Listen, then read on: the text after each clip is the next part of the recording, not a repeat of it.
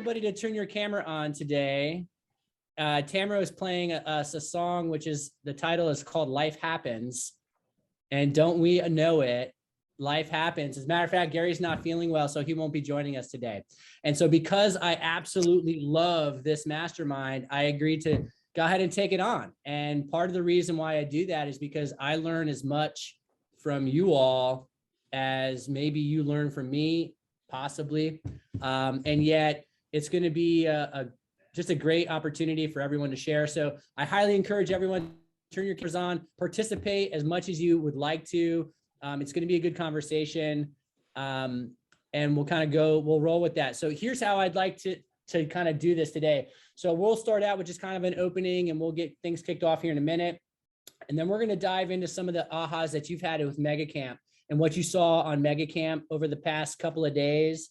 And then I've also been following some other stuff with the economy, since this is a market numbers mastermind. I kind of look at other sectors of the economy to then validate whatever it is we're talking about in real estate, because I think everything kind of blends together a good bit.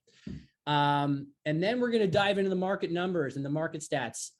Since there's a lot of people coming in, Tamara's going to share the market stats in the chat at a couple of times. That way everyone can download it. Here's the thing you're going to notice before we even get started. The numbers look different.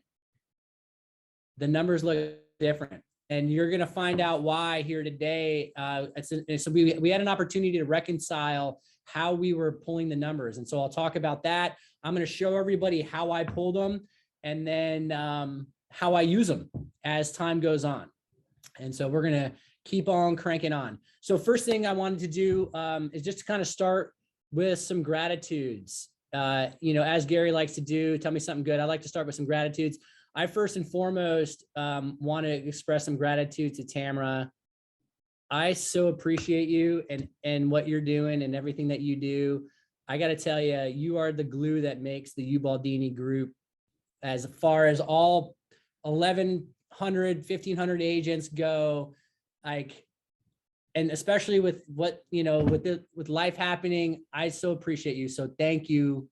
Thank you so much. My pleasure. You're going to make me cry. It's my pleasure. Well, much love for you, especially with Gary not being here today and being able to keep rolling on. So does anybody else want to share some gratitudes or anything you want to share? Let's start with some positive energy to send that out into the universe. Gratitude is the highest form of energy. So let's hear some gratitudes. Who's got something that they want to share? I'm showing gratitude to you, Jake, because when I pick up the phone, this is an example, but any other time where I need something, you're like, yep, I got you. Oh, I do this. Yep, I got you. And so, that goes for several of you on here. And specifically, I'm highlighting you today, Jake, because you stepped up to the plate today, and I appreciate you.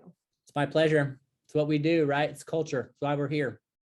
Who else? Share some gratitudes. Who else has got a gratitude they'd like to share? Doesn't have to be to me or to Tamara. Anybody? Like, what do you got? Who would you like to share? I got one. Yeah, go ahead. I'm grateful that I got the information from a window manufacturer and sent it to the contractor so they could upload it to the county to clear a permit that was there for 4 years. Whoa. So my clients can sell their house. Yay. Well, that's definitely something to be thankful for. Thank you, Tammy, for sharing that. Thank you. Positive energy. Who else? Who wants to share some gratitudes? Let's do a couple of those. I'll go ahead and go. Yeah. So a couple for me, just a couple chances I've had to work with fellow agents within our office, and had a really smooth transaction with Melissa DeMaria that closed last week. And then my wife and I are actually under contract with Lisa, shoot, I just blanked on her name. Lisa, who's handling the listing for the house that we're buying, and she's been fantastic as well. So I appreciate her as well. Awesome, Thomas. Thanks for sharing that. Keller Williams agents are the best trained agents in the business. They are. It shows. Yeah, hands down. Cool. Who else would like to share? Don't be shy. Okay. I got a referral from my ex-husband for a new home buyer, and I'm trying to get in touch with anyone who is familiar with what to do with new home buyers. I thought Juan Rodriguez did a training on it, but he hasn't called me back. So anybody on this call who knows how to deal with new home buyers, please give me a chat. Yeah, Barbara, great. That's awesome. Great to hear that you got that from your ex-husband. That's usually not the lead in that I hear about from that scenario. Marie Polo. So go on our Facebook group, find Marie Polo and her team. She is our new home builder liaison. I mean, I heard at Mega Camp how like the new home construction is like it's crazy. We put several buyers new home construction lately, and it's a new world in new home buyers right now. I don't know if anyone else is doing new home stuff, but it's a new world. Marie Polo. So there's a Polo Home Group. Marie Polo, she's our new home buyer liaison. Find her on the Facebook. She has a whole Facebook page with an entire list of all of the new home construction builders. Yeah, I've actually already engaged with several new home buyers as well. I meant first time home buyer. Oh, That's sorry. what I thought you meant meant. new home, like That's what I new thought you home. meant. First time home buyer. So you're Gotcha. better off, Barbara, speaking with a good agent that knows a thing or two about the first-time homebuyer programs, You mean lender? like a lender. Yeah, sorry, lender. Yeah, the yeah. broker. So Well, I they're know, I think pre-approved. They're I think pre-approved. Kurt's like waving his hands like a mad person. Even if they're pre-approved with another lender, Van Dyke falls in our culture of serving those who need service. So don't hesitate to reach out to them. They'll give you some resources, as far as new first-time home buyers. All right, Kurt, I'm calling you. Cool. Awesome. Let's hear a couple more. Anyone else want to share some gratitudes before we jump into something else? Yes, I'll share. Hey, Jan. Yeah, she was talking about referrals coming in. I did a referral going out to Colorado for a very close family member. And of course, it's always nerve-wracking sending a referral out. I found a wonderful agent in Pueblo, Colorado, and she handled it exactly like we all would handle it. It was like falling off a log for me. It was, and my people just think that she's wonderful. And that's the most wonderful thing, is when you feel that confident giving somebody that you care about to someone else. That's awesome.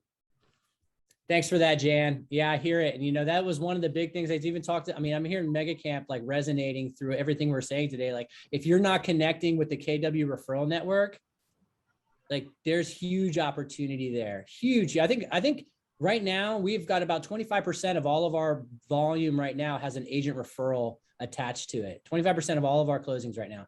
And it's not by accident. That's for sure. That's for sure. Anyone else want to share? I mean, let's hear it. Let's keep putting this positive energy out there. Well, I'm grateful that even though we couldn't all meet in person for Mega Camp, we had a very successful Mega Camp online and here at the Market Center, which was awesome and very inspiring. Yeah, Brian, thanks for that. I couldn't agree with you more. I thought the platform was great this year. What was that little blobby silver thing that kept going? That was like, I don't know who in tech, like who on the market had the blobby silver. I was like, ooh, what's that fancy new thing? Cool. Anyone else? So we're not going to hold it back. If you want to share gratitude, we're not going to stop it for now. Like, what else you got? Who'd like to share gratitude? Hi, Jake. It's Norma. Hey, Norma. I just wanted to share that I've just battled COVID for 2-3 weeks, but I still had 2 closings, so I was grateful for that. And my clients were very understanding, so just wanted to. I'm totally blessed that I've come through it. So. Well, I'm glad you're on the road to recovery, Norma. It's not an easy road from what I hear. No, it's not. Thank you. Yeah. Well, you're in our prayers for sure. And... Oh, you got to turn the car off. All right. Okay. Anyone else want to share a gratitude? Any other gratitudes out there? I'll share. You know what?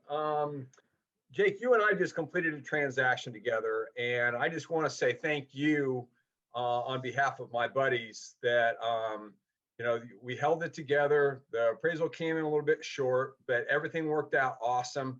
They're extremely happy. You did a great job representing your seller, and so thank you very much. My pleasure, Kurt. Appreciate that. Clear to close. My most favorite words of the day when it comes to getting anybody sold, for sure. So thank you. Any other gratitudes? Anyone else want to share a gratitude, that what they're grateful for, anything that they've encountered? They want to put some positive energy out there in the world. Let's keep the wave going. No, not necessary if you don't need to. Here's the next thing I'd like to kind of then roll into.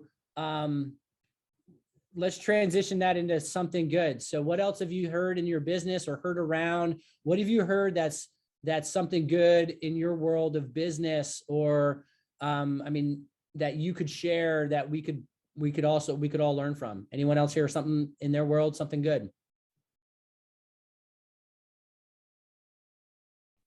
Hey, Jake, I have something good. So yeah, right now, and I'm sure we'll probably see in the numbers, the market is shifting just ever so slightly a bit, and starting to see a lot more FHA and VA buyers getting under contract.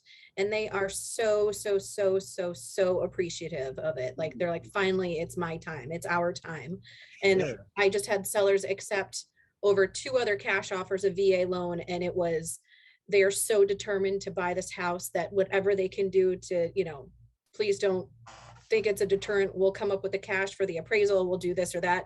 Like, we'll do everything. We won't ask for repairs. And the sellers were like, all right, they're the most adamant. The cash ones can go find another cash, but these buyers are so adamant, and they like, and then of course, telling VA buyers that they got the house is just really great. So it's so seeing a little bit of a shift in the market to get those extra buyers who have just been through the ringer the last few months are so exciting. So it's really great.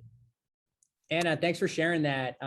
It's a mindset shift. I think a lot of that, as we're seeing, a slight softening, which it is ever so slight. However, there is a softening. We just closed an FHA buyer not long ago, and they were in a multiple offer scenario, and they were going FHA, but they still, were able to do what it took to get under contract. And it's good to see some of those other government loans competing in the market, where I think for a while you couldn't even, we were having to have conversations like, well, what else can you do? What other loan programs can you qualify for besides FHA or VA? Because let's explore them. But I think that's awesome. I'm glad to hear that.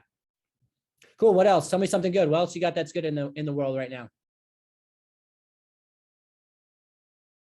Well, I'll share one here. So I'm excited that our team is growing. We've added space to our location. So we had an opportunity. We're in a larger space in the office now, still in the back corner, just a little one over. And it's like a breath of fresh air. It was that pattern interrupt, I think, for our team to like keep things rolling. We were kind of on top of each other in our space. And sometimes it just takes a slight change and to change the whole dynamic. And I can really feel the energy and excitement on our team as we are kind of doing this. And then it opens up the ability for us to grow into a larger small team.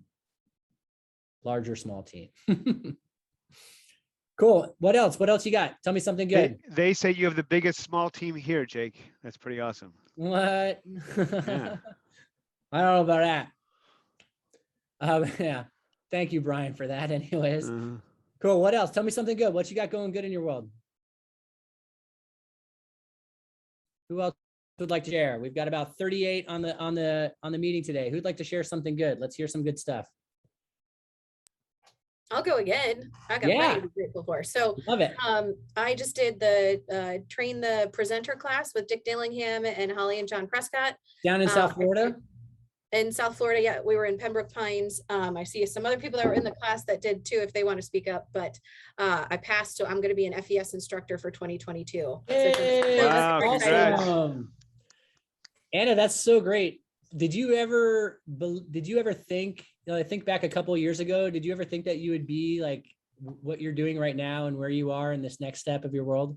No, it's been a lot of a mindset shift, because I always thought, the agents that I handed out all like the big checks to, they're all running their business and all that. I'm like, I'm not there yet. I'm certainly not there yet. And for whatever reason, I was on the James Shaw's Pivot Shift Ahead call one morning that I'm on every morning, which you all should be on. And someone was saying, if someone invites you to the seat at the table, it's because someone at that table thinks you're worthy to be there. And that really rang loud in my ears that day, because I didn't decide to go until like 4 days before the class started. So I had to get my presentation like up and running very, very quickly And I chose a topic that I was super, super passionate about. And I think that really helped. But yeah, if someone, just goes to show you, if someone invites you to a seat at the table, it's because they think you're worthy. So get out of your own head. I love that. You know, and you also mentioned something in there, passion, right? And I've heard, I've been to BOLD a lot, which is the Business Objective Life by Design coaching program, which is coming back in person. Yay! You know, COVID, go away so we can get a BOLD coach in person, please. And yet I've seen a lot of BOLD coaches, they call them red shirts, where they come in and they'll teach a module. And I remember John Prescott, you know, who's ran BOLD for a decade almost, or maybe, I don't know. And he was saying passion for the material, for the topic is going to, passion trumps perfection. Passion trumps perfection. He probably said that at that train. And, you know, and that's, I take that to almost every interaction that I have. You know, if you can be passionate about what you're doing and feel really passionate about it and be able to exude that, it's, you know, people are it's going to resonate with people. Mm-hmm. Great job, Anna. And I'm looking forward to talking to you after this to share with you how you can turn your business into an agent referral business very quickly. Absolutely. And my admin just had her 90 days. Yay! Congrats. Awesome. What else? Tell me something good. Got a few more people that are jumping on. We're going to, you know, give it a minute or so. What else you got that's going good in your world? What do you got cooking that you're excited about?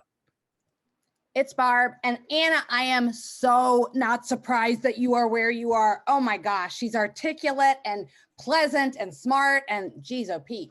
Anyway, I have gratitude, and I am just so thankful for the support that I've had over this past year. And it's taken me a while to kind of I'm still getting back on my feet and getting things going, but Keller Williams has been like extremely supportive. Everybody individually has. And I have something really exciting that I have the biggest listing right now. It just posted active last night, and I've been working 14-hour days because I've been obsessed with it, which isn't, you know, but I'm very excited about it. And I've never even had a listing close to this. But anyway, I have a Sunset Beach beach home that I have listed that I on Sunset Beach, and it's 3.888 million. Woo! So it's a nice listing, and I'm thrilled about it. And I think we did everything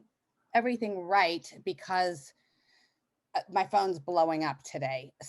Actually, I posted it within 5 minutes, and yeah, so hopefully it's going to wow, you know, because it's owner occupied, so it's hard to, you know, for them getting in and out. Sure.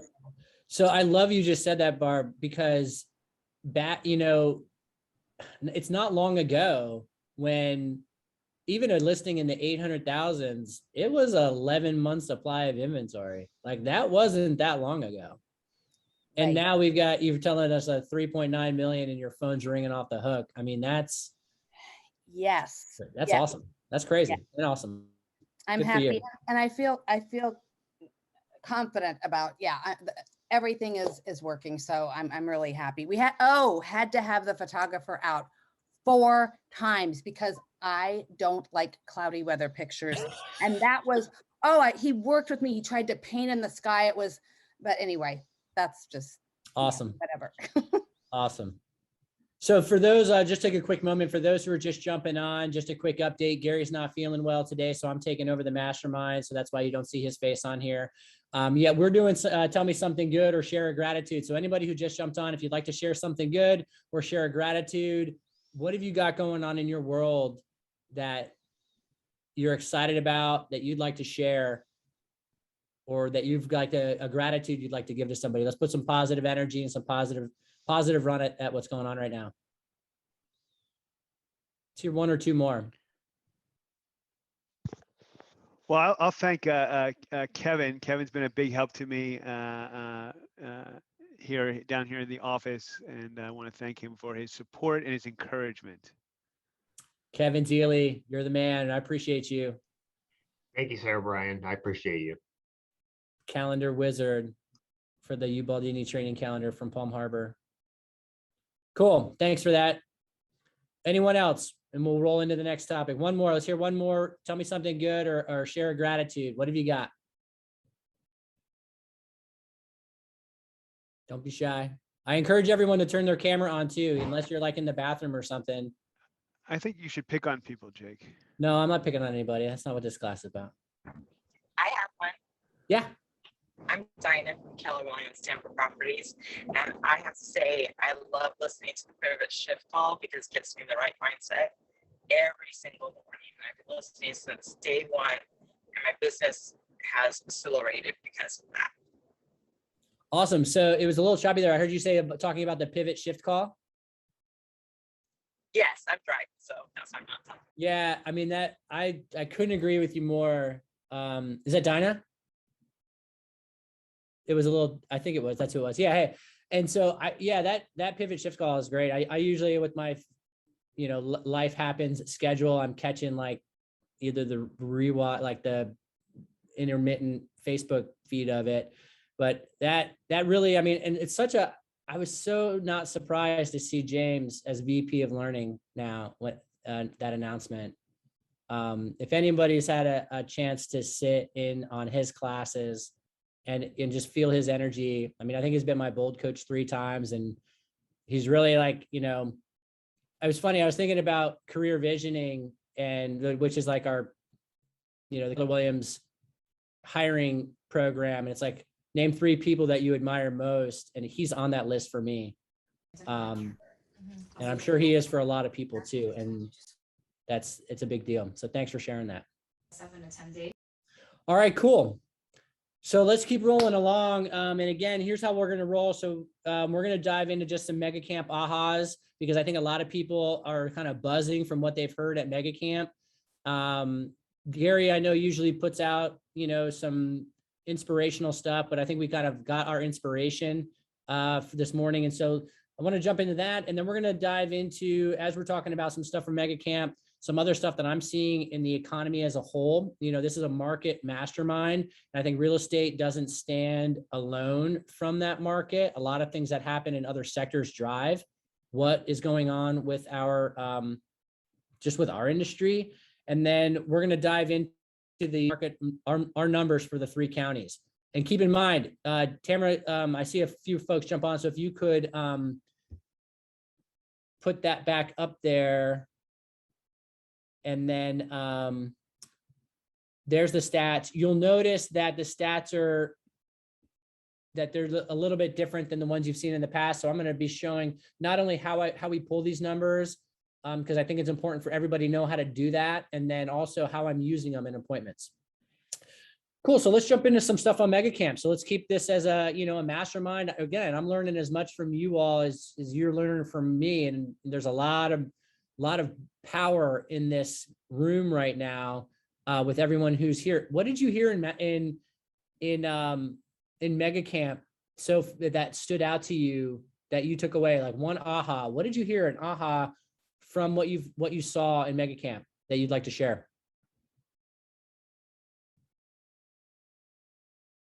Because I know a lot of people weren't able to actually maybe not attend or see the sessions. I'll kick it off unless anybody has a burning desire to. So here's one of the things that I saw or I heard, and tell me if anybody else caught this, was that there's never been a time in society where people have been so uncertain about the future. Anyone else hear that? What is that? What did you think of when you heard that? Jake, we've heard that before. Actually, this is Pam. Hey, Pam. Back in the 2008, 2009, 10 crazy time, there were a lot of people that were unsure about the future. And yet, I guess I didn't take a whole lot of pause with it, simply because buyers still buy and sellers still sell, even in that kind of market. So I tend to go, okay, yep, That's interesting. And just keep going, right? Because buyers are, I'm just experiencing a frenzy of buyers still, and sellers are selling. And, you know, if anything, I think we may see the inventory rise a little bit, and there's nothing wrong with that. That's healthy. That's going to help I all of agree. us. Yeah. Yeah, you know, Pam, I love that, right? No matter the market, you know, people are living, they're dying, they're having babies, they're getting divorced, they're Right. getting married, you know, their parents are getting old and they're moving in. Like that's still going to happen. And what struck me as this, you know, people, the uncertainty that's different now than in the 2008, obviously, I mean, it starts with a C with Ovid. And just because it was like, everyone's like, okay, finally, we're back to normal. I can finally go get on my vacation. And then kapow, round 4, right? Yeah. And I mean, especially, I mean, it just, so there is that, I mean, I see that uncertainty. What else are you thinking when you hear that uncertainty of the, of just society as a whole? What else is that? What else did anyone who heard that? What did you think, or what did you write down in your notes when you heard that? I think it was Gary or Jay. I'm not sure which one said it. I wrote down Gary and then I thought about it and I was like, well, Jay and Jason were on stage. So who actually said it? Yeah, the quote was, in times of uncertainty, people look to their leaders. And so for me, that was one of my favorites that I highlighted, because I constantly think that, you know, whether it's a market shift that we're in, or there's, you know, in a pandemic, right? Or an economic shift, or whatever it is, he was absolutely right. And so am I a leader that people look to? Have I positioned myself in a place that people would look to me? And if so, am I showing up like the leader that I intend to be? And I think that all starts with leading yourself. So I had to ask myself the question, how am I leading myself first so that I can be a really great leader for others? I love that, Amanda. That's great. That's great stuff.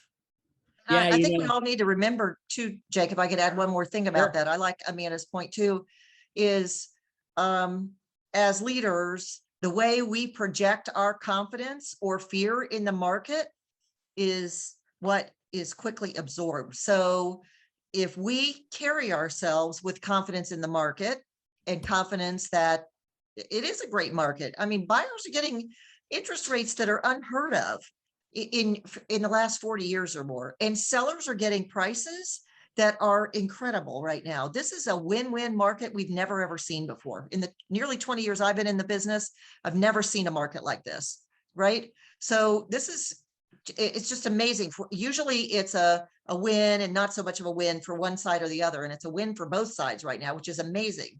So if we carry ourselves with confidence that it's an awesome market, the clients that we're working with will sense that and absorb that and be more confident in what they're doing. And yet if we project fearfulness about, I don't really know where the market's going, I don't know what's going to happen next, they're going to pick up on that, and that's going to bring more caution for them, you know. And I've dealt with several sellers that are more concerned about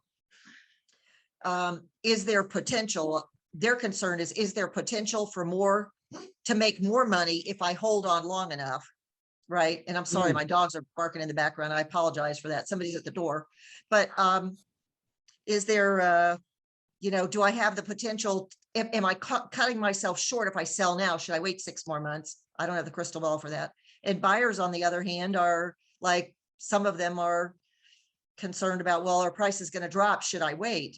Well, we don't have the crystal ball for either one of those. Right. So let's work in today's world, and let's look at what's the value in today's world, and let's get you on the real estate merry-go-round, and let's get you going in a house. Right. You know, I love that you said that, Pam, because we've been hearing that. I mean, since I've got my real estate license, I mean, I started in 2013. So I was just on the cusp of the up trajectory that we saw. Like maybe it was like 11, maybe, when we flipped over from a hard buyer market into a split to a very soft seller market. And even back then, it's like, oh, you know, it was 2015, 2016, 2017. It's like, oh, the market, the top as it's ever going to be. Like, and then who would have known that if you bought a house in December of 2020, you'd have 25% appreciation on it already this year. Like nobody saw that coming. And it's just interesting. And yet, Amanda, what you said about be the leader, that is Craig Goodlife, who was on stage. He was one of my MAPS coaches early on, and he said that I remember this question because he asked me, how do you build urgency? How do you build urgency in people? And that's the big challenge, right? Is to say, okay, how do I build that urgency so that they will act on what we're students of the market, the economists, real estate economists of choice. So like when we're talking about these things with our clients, like it's not just come and pluck from air. Like this is real. We're watching these numbers. How do we create that urgency? And I was like, well, I was saying a bunch of stuff. He's like, well, it's another U word. And the U word was mentioned on stage is the first thing I wrote down. And that was that uncertainty. That's how we build that urgency. So how do we take that conversation around uncertainty and then roll that into getting our clients to take action? And that's the challenge. And I thought that, it just, and I can't think of a better way to do that than to be on this Zoom right now, looking at these market numbers to say, okay, you're uncertain. Here's what I've studied over the past 3 weeks about what the market's doing, because our markets are changing monthly. Every time a house sells in a neighborhood, whoop, new market. Like Kurt, you can attest to that. That was the deal we just did. I got another one right now, like highest sale. I mean, who raise your hand if when you sold a house in a neighborhood, it was the highest sale that neighborhood's ever seen. Like everyone hand goes up because that was every house that just sold is now the highest sale of the neighborhood that anyone's ever seen. And so like every time that happens, it's a new market. And so sellers I met with 3 months ago, guess what? Your neighborhood's gone up by $50,000 since we met 3 months ago.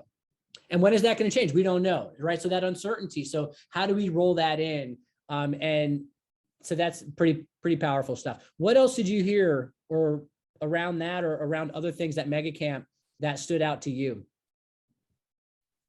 I thought, was it Gary's, and I'm paraphrasing it, but it was what he said, you're not here for the infotainment. You come here to get the information and then like, get out of my face, go do it. Why are you still talking to me? You talking about at Mega Camp? Yeah, that was I said, because so much of us, we want all the information, and I'm sure we have, and it translates to our clients too. They get into analysis paralysis. Well, is now the best time to sell? Because if we had sold back in April, and like you said, I was at the listing table with someone in April and we had signed paperwork at 375. Well, then we waited until we could find a house for them to buy.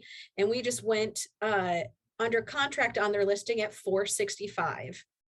And so, that much of a difference in the market. And yet I think it goes back to the initial conversation of it's constantly changing, and it's my job to inform you of the change, because it's going to change regardless. It could be at the end of the sentence, for example, or when the next house sells, it's going to be a new record-breaking house, sale in that neighborhood. However, it's our job as the professionals in this industry to communicate that to everybody. And when our clients get all frazzled and they're not sure what to do, I think a lot of the times I have to look inward and say, okay, what am I not explaining correctly?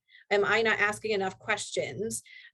Buyers, are we overpaying for a property? Well, talk to me. How long are you planning on being in this next property for?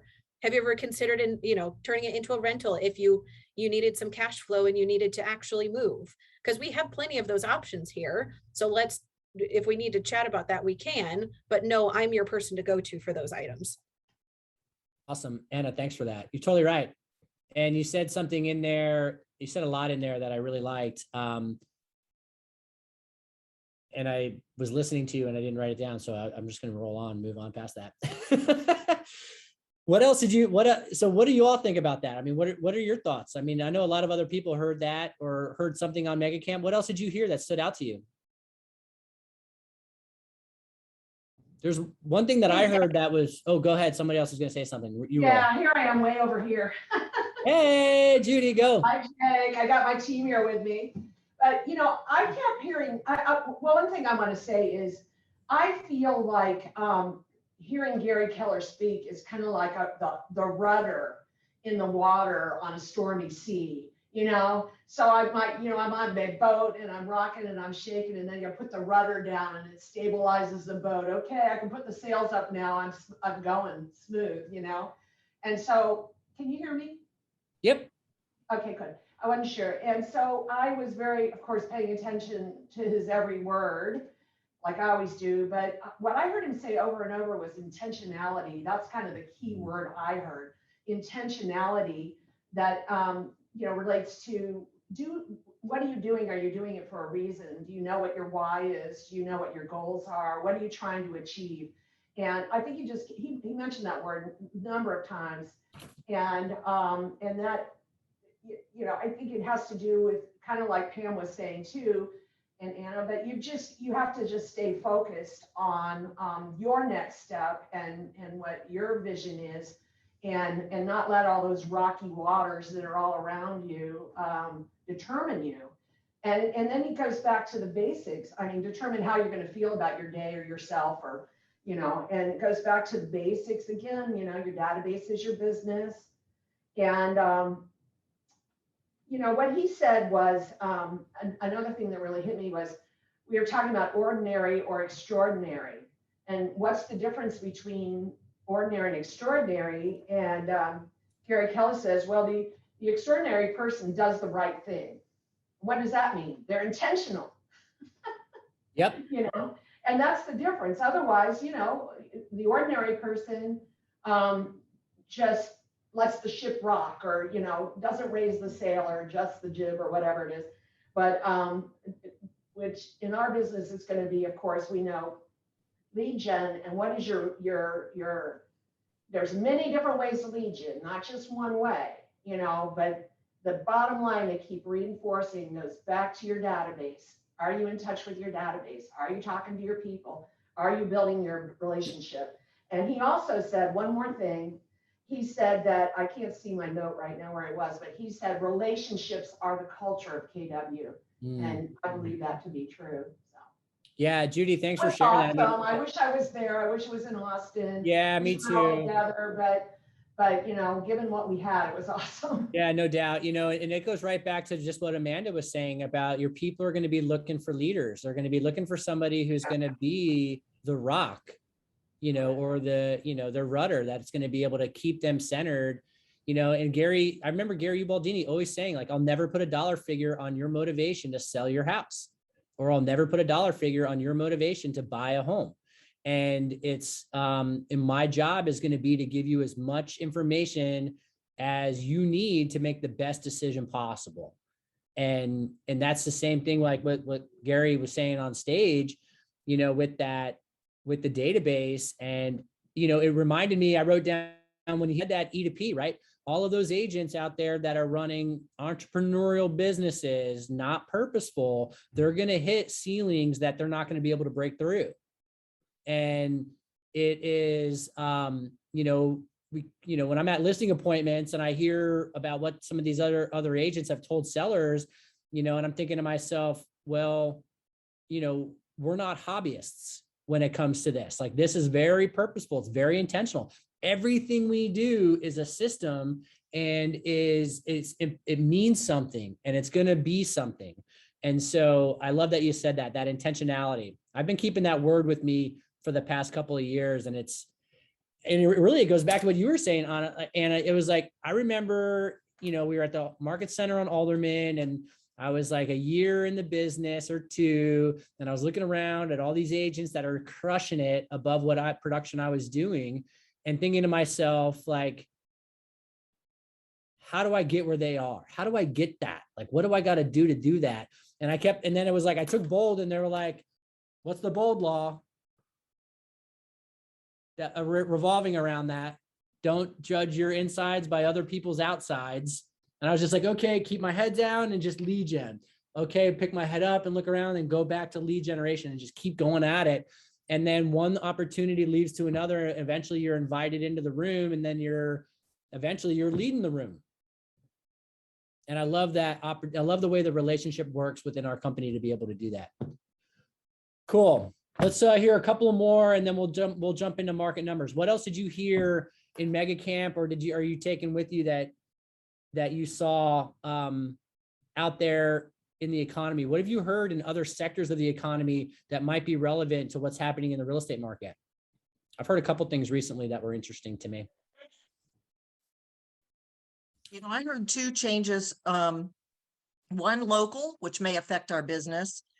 First of all, Amazon just very recently, within the last week, announced that they are rolling out they're only rolling out 5 delivery centers across the state of Florida, and one is going to be in Pinellas Park on 62nd Avenue and 45th Street, a 40,000 square foot delivery center, which means jobs, which means people moving to our area potentially, or may mean shifts in terms of buyer interest in locale and all of that. So if you haven't heard to that, that's a big change. The other thing on the financial side is that, interestingly enough, the big players in the retail market for stores are changing their game plan, and they're finding that internet business exclusively is not as lucrative as they expected. And what they've discovered now is that the average individual shops at a store, a physical store within a mile of their home, at least once a week. So the major department stores are going back to building stores in the they call them open air shopping centers, including Amazon. Amazon is going to add physical department stores in these shopping centers. So they're recognizing internet sales as having value, but not exclusively, and they're going back to brick and mortar stores. Kohl's, there were several named off: Kohl's, Bell's, Dollar General, Amazon. I've forgotten the list, but the list was pretty long of the department stores that are about to do construction and building. So our communities are going to change as that happens, right? And interest in property will change accordingly. Yeah, I totally agree. I mean, it's so interesting that you say that, that they talked about that on stage as well, that there's some, COVID gave everyone a chance to buy everything they ever wanted in their heart's desire online. And then people realize, like, wait, I want to touch this stuff before I stroke a check for it, and then there's certain things within our economy that people are saying, okay, I want to go somewhere to actually do it. And I think we were kind of yearning for that experience back. And so that doesn't surprise me at all, Pam, they said really it's about that people just want to get out and be around people. So about once a month, we have to bust out of that shell and get out and be around people. It's true. So there you go. Interesting. Yeah, I heard. Yeah, that's awesome. Thanks for that local beta. I got some listings coming up. Do you know when that Pinellas Park facility is going in? You're on mute. It's under construction now. I drove by there and it looks like it's a 40,000 square foot warehouse. It's maybe 40% built, constructed, and it's probably I'm assuming it's going up pretty fast. Warehouses, they don't worry a whole lot about how pretty it is. Sure. It's more functional. So I'm betting my guess is I bet they have it in place before the holidays, because it's going to be a foundational piece for the holidays, I would expect. I heard 2022, but you never know. Yeah. Oh, there you go. I'll tell you what, if I can get my prime delivery in 3 hours, then, that's a thing, right? Yeah. What a great touch to your database, Pam, of, is that something that they're going to be hiring a bunch of local people for? Or are they just bringing in, I'm sure are they bringing in pickers. an influx of jobs? Yeah. What a great touch to your database. Hey, anybody in the surrounding area, there's going to be an influx of job openings right here. What a great touch. If you can find any sort of article, something like that to send out to your database. That's awesome, Pam. Yeah, happy to share. Awesome. What else? Anyone else hear anything else in other sectors of the economy that they'd like to share that they're hearing around?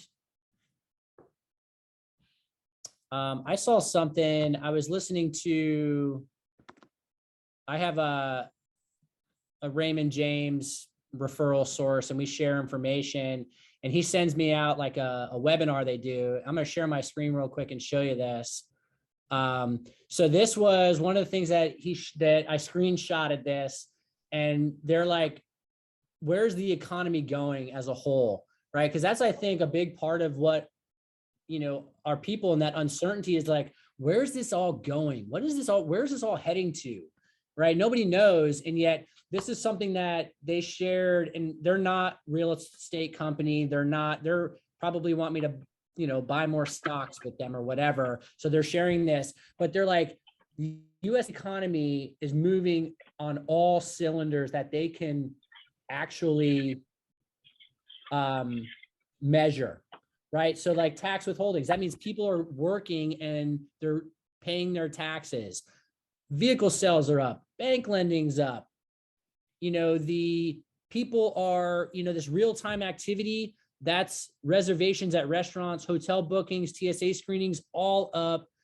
When I saw something like this, like, jobless claims are going down, and I saw that too. And I was like, that's so interesting. And so then I'm thinking to myself, okay, so what is this, how does this relate to real estate? And I think like, as the economy and as people are feeling more comfortable that we are not going to just runaway inflation or that there's going to be a bubble, then I think things will start settling down.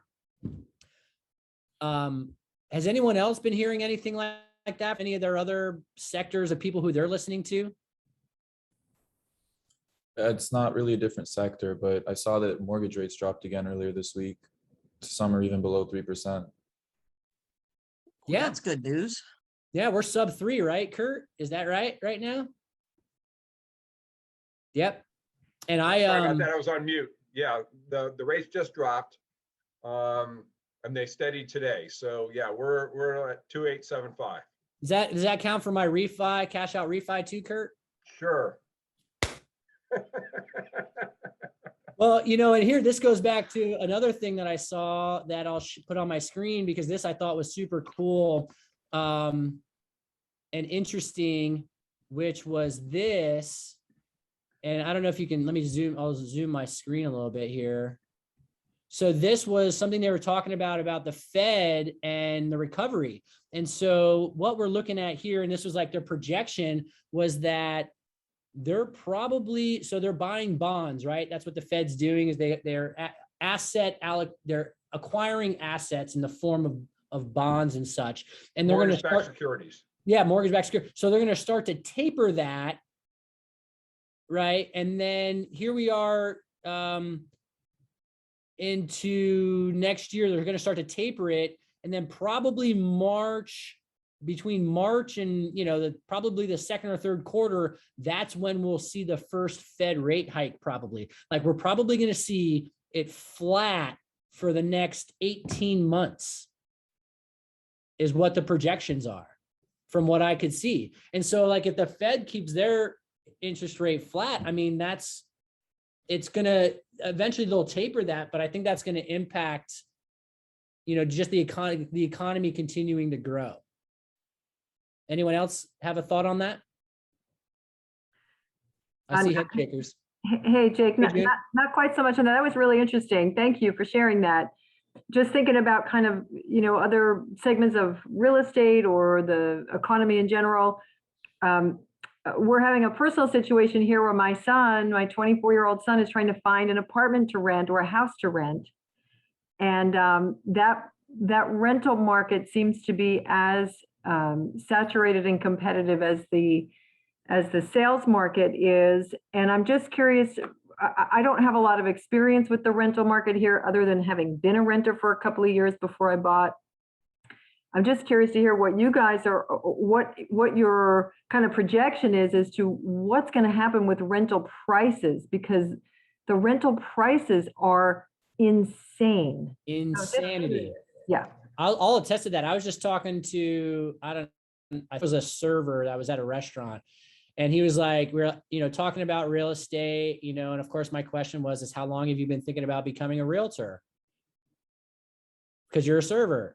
And he was like, well, I've been thinking about getting into it. And then he's like, well, I was going to buy a house. And I was like, oh, you should have done it. And he's like, I know, I couldn't find anything to buy. And now I'm paying 3 times as much as I have qualified for a mortgage in rent.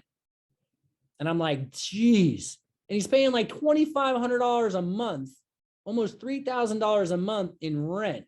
And I'm like, dude, are you kidding me? I couldn't afford that. I can't afford a $3,000 a month mortgage payment.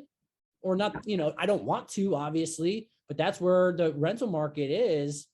it's June, I'll second that it's so chaotic out there.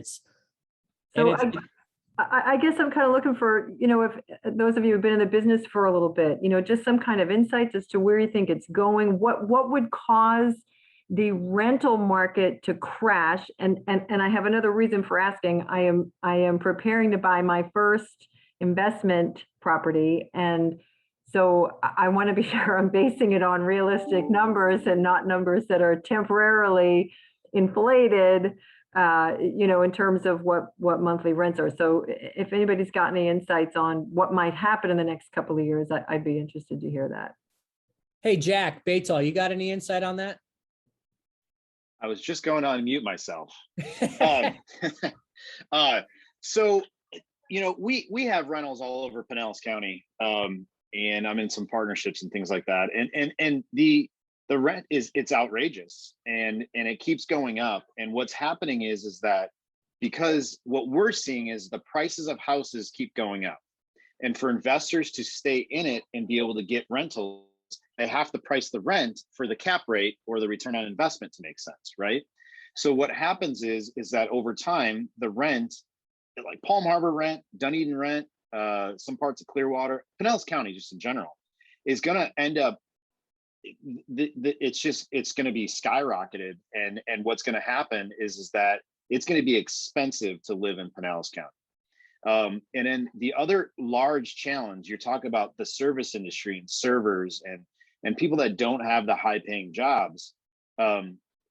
We have a serious issue in Pinellas County with affordable housing. And I was just on a panel a couple of weeks ago, and the affordable housing is becoming and will continue to be an issue in Pinellas County if we keep going in the direction that we're going in. And we're going to have a hard time finding employees for our restaurants and our retail industries if we don't control the housing on the rental side somehow. And it's hard because as an investor myself, yeah, of course we want the higher rent, right? To get a better investment on our cash. But I think, the other side of me comes into play is what are we going to do with the business owners that can't find employees, that can't live around the corner and around the block? And what's going to happen when that situation happens? So the overall for me is that we don't see Pinellas County prices coming down anytime soon for rental.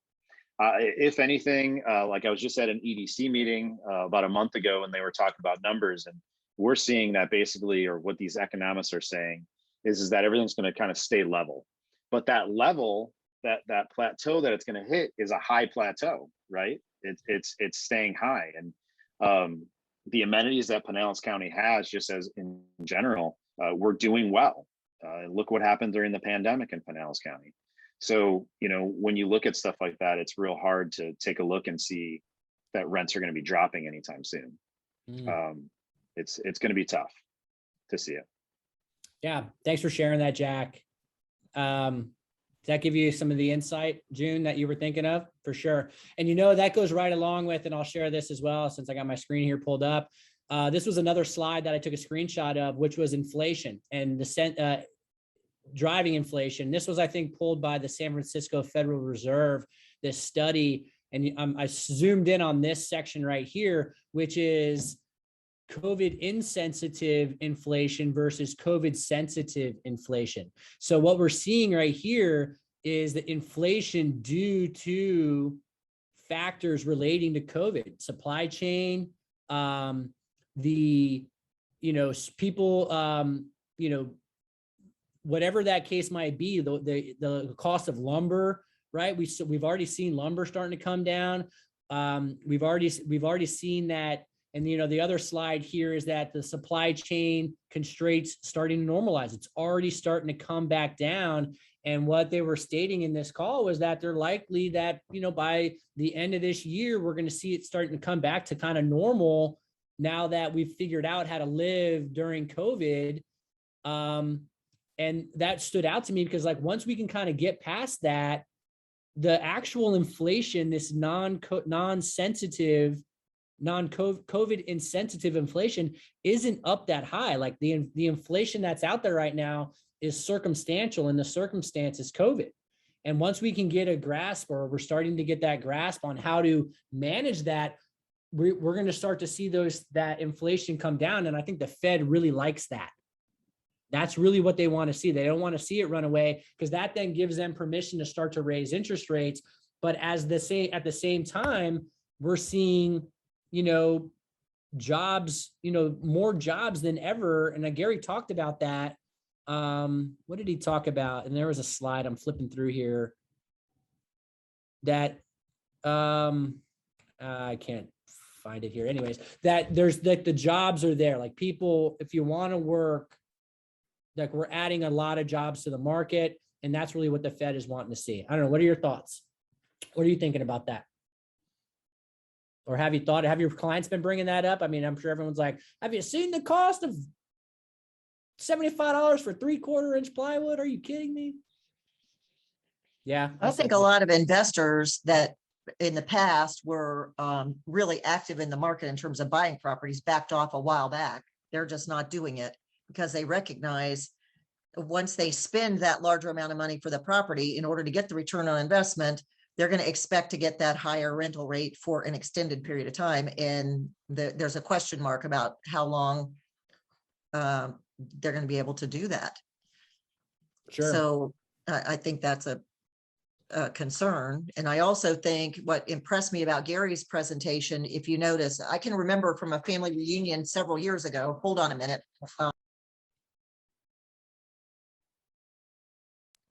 Sorry, I had other stuff happening at my house, but yeah.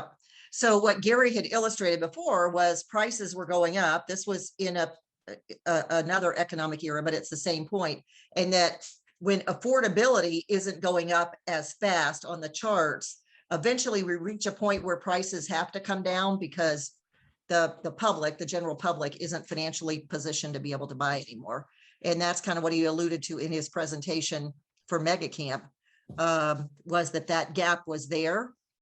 And I sensed that part of what he was telling us was that within the next year, my takeaway was within the next year. I'm not sure what your thoughts are on it, Jake, or anybody else, but that within the next year, we may hit that point. We've been there before where prices had to come down because buyers simply couldn't buy at the prices they were at, because income isn't going up as fast as prices are. Income has gone up. I mean, here we are with the $15 jobs at a lot of the fast food places and all, but that's still not enough to take a buyer to be able to buy it at some of the prices we've got now. Yeah. Pam, I had that slide screenshotted, so I put it up while you're talking, and you can see it right there. Is like, right there, that time range. I mean, it looks familiar. We saw that big hump, and then they start to come down, and we see another one here. It'll be interesting to see what these two lines track out to do over the next, 12 months. And Gary, literally back then, and I attended family reunion back then in 2002, 3, and 4. Gary kept saying, this is not going to continue, guys. Prices will have to come down because income is not going up fast enough. And it won't go up fast enough. Sure. And it's interesting. I don't know, what else are your thoughts on that? So I just want to ask you, are you guys still seeing, because Pam, that is so true, and that's such a great chart. And if we were to just sort of close Florida off right now and just go by the people who are currently here, I think we would continue to see that gap. However, are you guys still seeing a lot of people coming in from out of state where their income is higher, they're selling homes at higher prices, and so a $750,000 house here is like 2 million, where they're from, and it's cash and it's no big deal. So I've seen a little bit of a tapering off of that in my business. I don't know. I'm just curious to see what you guys are seeing. Are you still getting a lot of out-of-state buyers coming in and overpaying for properties and waiving appraisals? I agree with you there, June. I feel like people are still going to be moving down here, and it's especially with our political economy the way it is. People are seeing this as such a great place to live. So Yeah, maybe a year mark might be a 1.5 or 2 years for Tampa area, Florida, in my opinion. Could be. Yep. You never, I mean, we never have a crystal ball, right? I mean, I'm still seeing higher, again, every time we're selling a house, it's the highest sale in the neighborhood. And that hasn't, even though our markets are starting to get a little bit more inventory, it still hasn't really changed that a whole lot. Hasn't changed it a whole lot. All right, cool. We're right at 2:00. Anyone else have anything they want to share that they heard at Mega Camp or what they've been hearing out in the world that could relate, that we could learn from? Or else we'll jump right into those numbers. How's that sound? Good. I'll add something real quick because go ahead, I gotta Jack. jump off. I think, I've been to numerous mega camps throughout my career and other conferences when I was with other agencies. And I think what everyone has to understand, and I've said this before, and I always like to say it every once in a while to myself even, is that the market's the market. And I think the key in all of this is knowledge and understanding of what's going on in the current climate that you're in. And understanding that wherever the market is at as a real estate agent or dealings in real estate, there's money to be made, and people are looking for the expert. They're looking for somebody that has the knowledge to be able to guide them through wherever the market's at. So if the market's tanked and you're in the short sales and the REOs and the bank owned, where I started my career, or you're at the height of the market where we are now, understanding where all that stuff is, that's what people are looking for. They're looking for the expert. And sometimes people just on the business side of your guys' careers, you get stuck in that, I don't know what's going on, or I can't get into the industry, or you kind of come up with all these sayings in your mind that you can't do it. And all you got to do is learn the market that you're in. Whatever the market is, and you got to learn how to be able to adapt to that market and be able to be a good expert and to be able to build your business no matter where you're at. So love it. Anyways, that's Thanks my for 2 that, cents. Jack. Yeah, that's great. Great stuff. And that's why we're Have a good here day, all. doing this. That's why this sharing of this data and this conversation is, in my opinion, one of the most important things we can do as some of the highest performing realtors in Tampa Bay, to get together and share this information and talk about this. So let's dive into the counties, and we'll dive into the market numbers. Hang on just a second. Let me pull it up here. Okay. Share. All right. Okay, so what I'm going to do here for this section is I'm going to preface this, what I'm going to talk to everyone about right now, with an opportunity that I had this month to reconcile these numbers. And so we've been getting numbers from another source over the past several really years, and that source is no longer going to be doing it. So we had an opportunity to go in and look at it, and we pulled them a little bit different, which gave us a little bit different numbers based on what we had been looking at before. And so what I did was I went back and I did the entire year based on how I pull these numbers. I'm going to, at the end of this conversation, I'm going to show everybody how I did this. That way you'll know how to do it in the event that you want to pull these numbers whenever you want to pull them, right? Knowledge is power. Correct me if I'm wrong, Tamara, it's not like we're going to, this is going to remain. We're going to keep doing this, and this format for you, it's going to be great. And yet I think it's important that everybody learns how to fish versus just eats great fish at the end of the day. And so that being said, we're going to dive into the 3 counties and look at this from a supply and demand analysis and absorption rates. And so what we have here in this first page are the— Hey, quick question. Will you continue, or will someone continue to show how we pull these numbers? If I have to hop off this call, would you go through this again on how the numbers get pulled, if not just today? For you, Brian, we'll schedule and we'll do it again next month. Okay. And we're also recording, Brian, so it'll be on our Evolve Unique Group YouTube channel. Okay, You perfect. can Thank you. Thank you. Yeah, cool. Thanks for asking that. And let's see. All right. Hang on a second here. Move my chat window here. Okay, great. All right, so what we're looking at here are the last 5 years of active inventory in Pinellas County, and then the last 5 years of sales volume in Pinellas County. And what we did was we figured out, okay, how many houses were on the market for sale during July? That's every property that hit the market. That's even if it came on the market one day and they withdrew it, even if it wasn't, it rolled on, you know, if it's still on the market today, even if it went on the market and it sold instantly, even if, you know, an agent had a pocket listing that they put the property on and sold it at the same exact time just for market data. This is everything that shows an active listing day one in the month of June in 2021. There's 2,458 of those that hit the market. And so then I said, okay, so then we're going to be looking at the sold data. This is every property that has sold in Pinellas County in July of 2022. So we've got 2,109 sales, and we've got 2,458 actives. Everyone tracking with me so far? I'm not hearing anything, so I'm assuming that's a yes. I can't see it. I put everyone away so I can look at my screen. Yep. Okay, great. So what we're going to do when we look at that is first we're going to look at a couple of things. Obviously, inventories have been dropping like it's hot. It's crazy. Like you can see the trend line.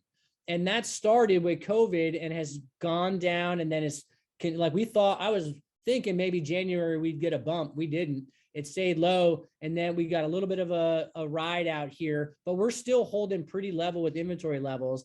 And then sales volume, interestingly enough, July showed it was actually down year over year. And that's really the first change that I've seen since, when was it? Let's see, June of since COVID. Like basically June of 2020, we were up slightly, and it's been up every single month until this month. We've had a slight dip. So we had a slight drop, 200 sale drop. So if we take the sales, 2,109, divide it by the active, 2,458, we get an absorption rate of 86%.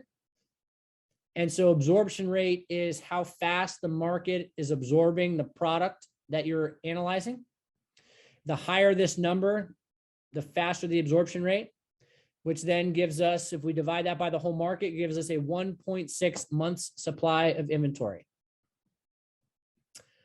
Which June, Anna, I think you mentioned how you're seeing things soften a little bit, and you're being able to tell it's softened because you're getting FHA and VA buyers under contract.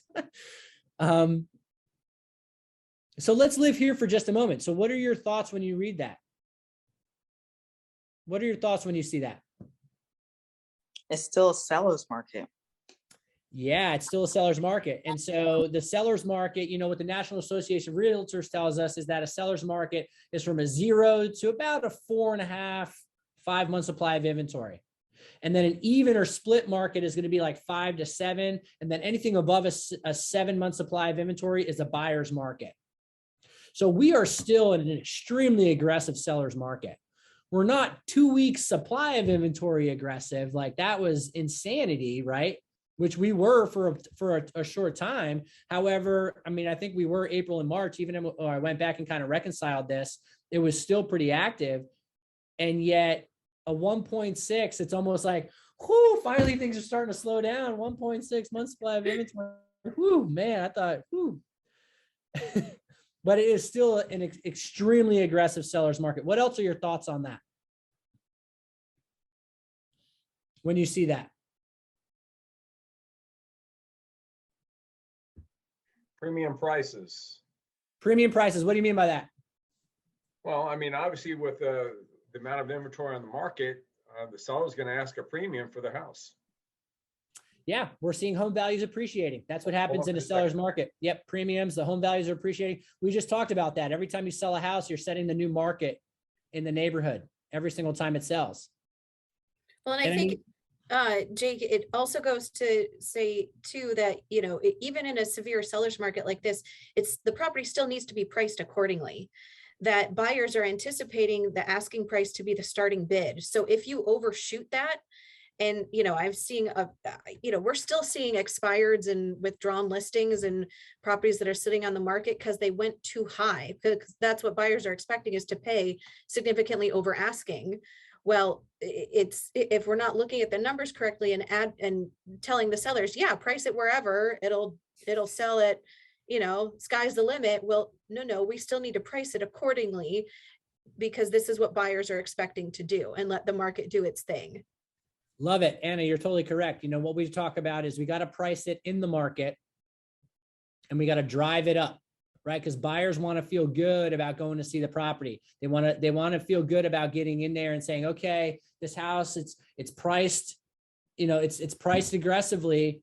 And then from there, you can drive it up. We just saw that at our listing in Countryside Key, right? We're under contract, and the sellers are like floored to what we were able to drive it to, but we priced it right. We priced it a hair below market, just a hair, to get a dozen offers, right? And that's where the skill is going to come in, right? And to make sure to have that skill. So that's our Pinellas County there. And again, I'm not pulling, I did not pull non-distressed versus distressed.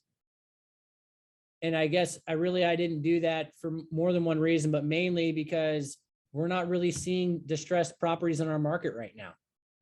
Like we're not seeing short sales. I mean, if you look at the last, 6 months of us having this conversation, it's been like 0.001% of the market has been have been short sales and foreclosures.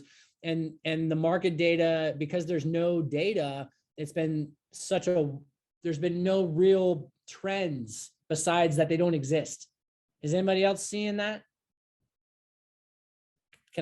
Is anyone concurring? Yeah. Okay, cool. All right. So let's jump into, we're going to then go again. Let's talk about the macro, and then we'll dive into the price class categories. All right. So here's Pasco County. Pasco County, last month, July 2021, 1,689 houses for sale and 1,479 sold. So slightly down month over month. And yet year over year, still up. So a little bit of a taper back in Pasco, just a hair down about, 60 houses or so. And yet again, we do the math, 88% absorption rate, divide the solds into the actives, we get a 1.14 month supply of inventory. So Pasco County hovering right about a 1 month supply of inventory versus Pinellas, that was at the 1.6, right about the same. Our markets are very similar, less numbers, but they trend around the same. Hey, Jake. Yeah. I kind of missed, because there's so many numbers I was looking at on here. I kind of missed, what is the trend? Oh, sorry about that. I didn't realize my video's on. What is the trend in Pinellas for the number of listings that are currently on the market? Are we seeing the listings starting to go up? If you wouldn't mind just scrolling back for a second in that. Pinellas? Because in Pinellas, because we obviously see it in Pasco. So yeah, so we're seeing, well, pretty flat. It's kind of flat. It is. So I'm curious to know what everyone's predictions are for what's going to happen during the holidays, because I've got a couple of people who want to list somewhere November, December, in that time frame, and they said, what do you think the market's going to be? Well, it's so funny, June. I mean, and one of the things I learned from Gary Ubaldini early on was that October 1st is realtor holiday, right? That's real. Like every other realtor is like, I'm out. See you next year. Nobody buys houses during the holidays. And yet we ramp that up. Like we usually have a pretty strong fourth quarter when it comes to that. And we've always talked about the conversation around, about what's happening in the market in the fourth quarter. And we can see, even historically, it's going to if we look non-COVID years, what happens is January, February is the peak of the inventory, and then it dips through the second and third quarter, and then it kind of picks up to remain level through the fourth quarter, and then it peaks up again. That's been our trend, is this whole, like, you know, it's always like the best time to buy was January and February because there was the most inventory was on the market and the fewest number of homes sold. So you have the buyer has the best chance of finding something, the best time to buy. And yet all bets are off when it comes to, you know, this COVID. I mean, we didn't we didn't even see the bump. Like I was hoping like it would bump up, like give me some inventory to go shop for. We didn't see it. And so, I mean, and again, we don't have the crystal ball. What happened last year is, you know, it dipped down, but then it remained pretty flat, held, and then it continued to dip as far as inventory levels go into January.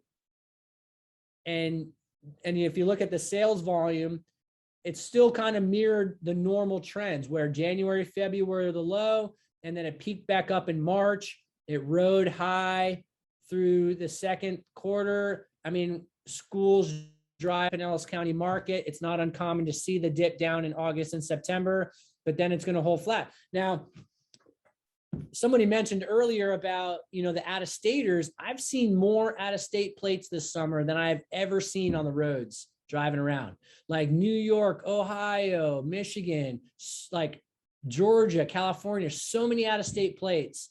And usually, you know, we don't have a huge snowbird market here in Pinellas compared to like Manatee and Sarasota County.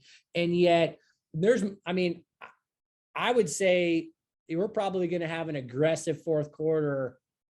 There's probably, I don't know. What are y'all thinking? Yeah, I'm feeling like it's going to really stay pretty strong. You know, and people asking me, you know, when do you think we should, you know, should we list before Thanksgiving? You know, it's going to be slow during the holidays. My thing is you list when you want to list and people are going to be buying. I mean, that's kind of how I'm feeling about it. You know, if you list it, they will come. Well, you know, I remember I keep going back to urgency, right? And they're looking for that leadership to then say, this is the time to do it. Mm-hmm. And for me and most of my conversations, I'm looking to get it on the market as soon as possible. Right. Because tomorrow is not guaranteed. That's right. We know what we know about today. We don't know what's going to happen tomorrow. Unfortunately, I've got a rear view mirror, not a crystal ball. And so all I can, you know, granted, we rewatch these market numbers and I watch these other sectors to be able to say, okay, based on the education that I'm filling into my brain and what we talk about with other top agents, this is like kind of the trends. However, like what, you know, Gary said it, I think even at family reunion, like, do you have a good reason to sell your house? If you have a good reason to sell a house or you have a good reason to buy a house, then buy the house. Don't time the markets because we're not that smart. We just aren't. I mean, I bought a house in North Carolina in December. I was the highest of 7 offers. My offer was $25,000 above asking price. My appraisal came in $10,000 above contract price. Woohoo! I didn't have to bring any cash. And yet I bought in December at 2.5% on a second home. It was fantastic. And and who would have known that I paid over asking price in December and I've gotten like 30% appreciation since I bought that house. Nobody saw that coming. And so it's like, okay, do you have a good reason? So that's kind of what that goes back to. Tell them to do it now, June. Do it now. Don't wait. All right, let's dive into Hillsborough and then we'll jump into the macro or into the price class categories. All right, so Hillsborough County, 3,246 houses on the market. And again, that's everything that shows a live active date in July of 2021. Gone live, which is up. Again, up month over month, and yet down year over year.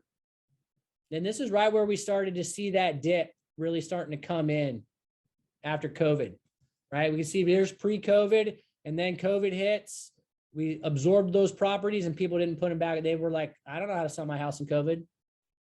unless you're really professional, they still don't know how. And yet here we are having, we're still below year over year, slightly up, which is the trend. And then sales, 2,703 sold in July versus 3,005.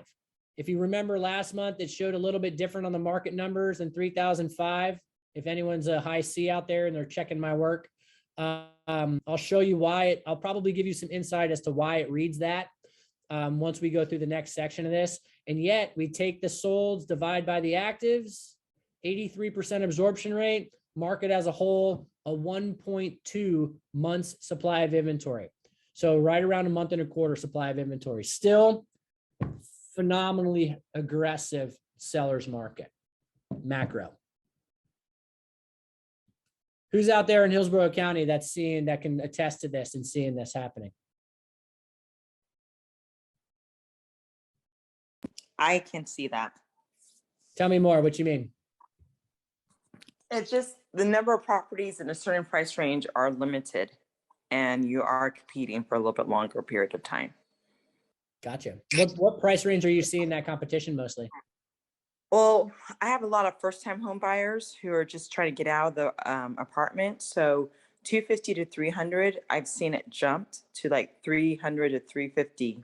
So there's very limited amount of homes in that beginning stage. Also with new construction, they have jumped to like close to 400. Yeah, I saw that too, right? Mm-hmm. Builders aren't building affordable housing right now. For the most part, I don't see a whole lot of new homes going up for sale in the 200s not in our area. I don't know. Is anyone else seeing that they're really super affordable new homes? I'm not seeing it. I don't know if y'all are. I'm seeing some of it in Hillsborough, like on the east side of Tampa Bay. There's a huge building boom going on right now in Ruskin, Apollo Beach, Riverview, kind of that area. Huge growth over there. And I see a lot of signs for, 200s to 300s in that area. Mm-hmm. We did close on one in Parrish not long ago. That it was pretty big house, pretty affordable, new home construction. So it's like that South Hillsborough, Northern Manatee County area. Mm-hmm. I grew up in Bradenton and man, it was nothing but nothing out there. And now it's, they got to go somewhere. People got to go somewhere. I mean, I was talking to a contractor in Manatee County and he's reading studies that it's like, just the amount of people moving to Manatee, Sarasota County is like staggering right now. It's staggering. Remember, you can sell down there. Don't forget, you can sell down there. Yeah, so I actually have a lot of people that are moving down from New Jersey, New York area and wanting to buy in this, Pinellas County area. I live in Dunedin. And when I show them houses in our area, they're really discouraged because the prices are so high and it's all old stuff and they have to remodel everything and nobody wants to deal with that whole situation. So I've been placing everybody down in Manatee County, and now in Manatee County, I'm finding places that, not only can you not buy a new construction and just say, oh, this lot's available and this house you can put on it, blah, blah, blah. You have to bid on the lot. Yeah. It's like so insane, but everybody that I've placed lately that I'm showing Pinellas County to, and I don't go north because I'm going south. Everybody wants to be closer to Lakewood Ranch, right? Which is the #1 place I think in the United States that people are trying to move to. But not even to be able to put money down on a new construction and know what lot you're getting and build your house, like you have to bid on things like that. So it's a bidding war down there right now. It's been crazy. I can't agree with you more. I saw that even with new home construction buyers, the apathy that I'm getting from new home sales agents right now, it's just like, they're like, not only do I not care about you or the buyers you have, there's 10 other buyers or 50 other buyers over here that I equally don't care about. Do whatever you want to do. If you get it, you get it. If you don't, you don't. Talk to you next month. We're only launching 35 lots right now. So if you didn't get it, well, see you next month. Maybe you'll get it next month. Do you have any more questions? I'm like, what? Are you kidding me? Oh, and by the way, we're not gonna pay a commission. Bye. Yeah, Jake, I agree with that. I get the same thing. And even to the last person's point, we had, my buyer did this, and this was right at the top of COVID, where we had to not only go on a waiting list, we went on a waiting list to be on a waiting list. So you were on a waiting list to wait. I thought, this is crazy. Yeah, no, it's crazy. Well, Dinah, let's kind of dive into what you were just talking about. We'll go look at the Hillsborough numbers here and look at, because I saw something pretty interesting when I went through these numbers. So what we do is we now break this out for you so that let me reorganize how I got my Zoom people here. Hold on, let me close that out so I can see the whole screen. So we organize it now by price class category. And we went back through, and it's only like we reconciled it, and I'll show you how we did it. And really the whole margins are moving up. You can see it all moving up down the scale. And that area that you were looking at where it was, Dinah, you had said it went from like 200 to like the 250, 300 range. It used to be that from 200 to 400 was the meat of our market. Like if I go back a couple years and look at this area, this 200 to 400, that showed the majority of the sales in our market, which it kind of does now, but it's shifting into the 250 to the 500 range. It's almost overtaken it. Like it's starting to move, that class category is moving up. And that totally resonates with exactly what you were just talking about, Dinah, how it's like your new home people are now like the competition associated with the new home or the first time home buyer market is super, super crazy fast. So let's do some math here in Hillsborough County in price class categories. So we're going to dial this into price class. So if you got a buyer searching in, that 160 to 179 to that 179 range, there were 115 for sale. So someone get your calculator out to do this. So you had 115 for sale. And in that same, what was that? 160 to 179. In that same market, we had 92 sold. So somebody do that math. 92 divided by 115. What do you get?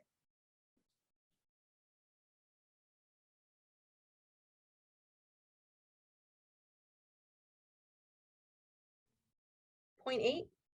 0.8. 80%. So then 100, which is the whole market, divided by 80, and what do you get?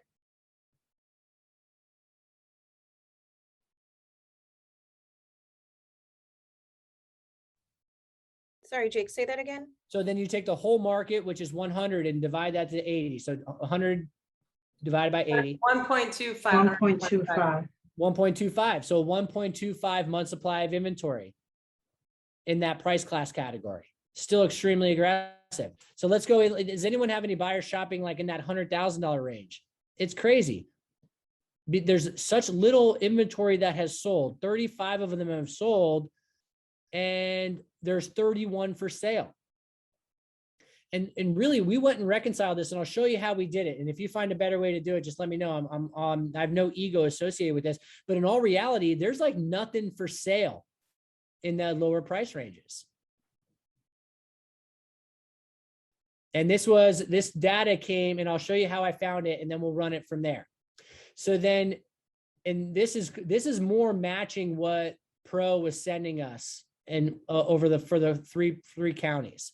So then let's look into 500 to 599 in Hillsborough County. And so there were 232 available for sale. So take 232. And this is 5 to 599, 192 have sold. So if we do that math, what do we get? 232 divided by 192. 0.827. 0.827. So we can already kind of see we're going to be very similar. And so if you take, which we'll just round that to 83. So 100 divided by 83, what do you get? 1.2. 1.2. So we're 1.2 months supply of inventory. Let's keep going up the chain. Let's see, like, where does this end? So let's look at 800 to 899. There's 36 that were available for sale. 34 of them sold. 34 divided by 36. 94. 94. 100 divided by 94. 1.06. 1.06. It's actually a more aggressive market. I mean, literally, it's a seller market all the way up the food chain. And Barb, I mean, you hit it on the head. You're getting your phone's blowing up at a $3.5 million house. Now, I'm sure you priced it well, and I'm sure it's like absolutely banging amazing. And yet this seller's market is extremely fast. It's almost seemingly like it's softer in the lower price ranges, interestingly enough. I wonder what that means. More reconstruction is what it means. What are your thoughts on that? Or what questions do you have about that?